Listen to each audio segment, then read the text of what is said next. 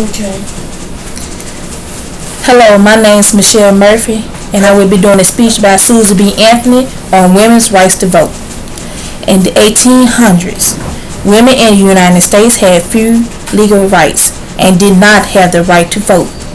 This speech was given by Susan B. Anthony after her arrest for casting an illegal vote in the presidential election of 1872. She was tried and then fined $100 but refused to pay. Friends and fellow citizens, I stand before you tonight under indictment for the alleged crime of having voted at the last presidential election without having a lawful right to vote.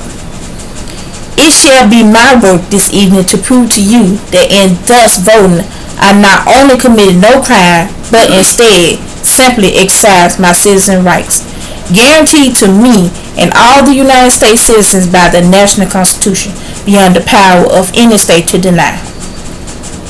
The preamble of the federal constitution says, "We, the people of the United States, in order to form a more perfect union, establish justice, ensure domestic tranquility, provide for the common defense, promote the general welfare, and secure the blessings of liberty to ourselves and our posterity, do ordain and establish this Constitution for the United States of America."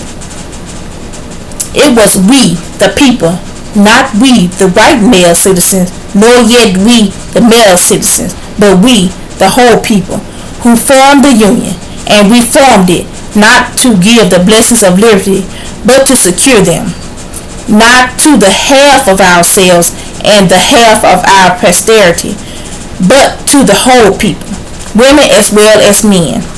And it is a downright mockery to talk to the women of their enjoyment of the blessings of liberty while they are denied the use of the only means of securing them provided by this democratic republican government, the ballot.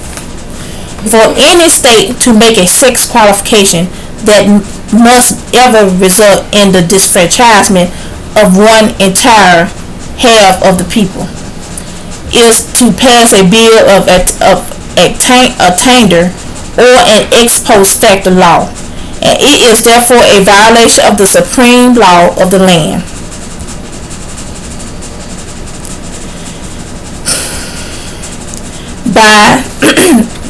By it, the blessings of liberty are forever withheld from women and their female posterity.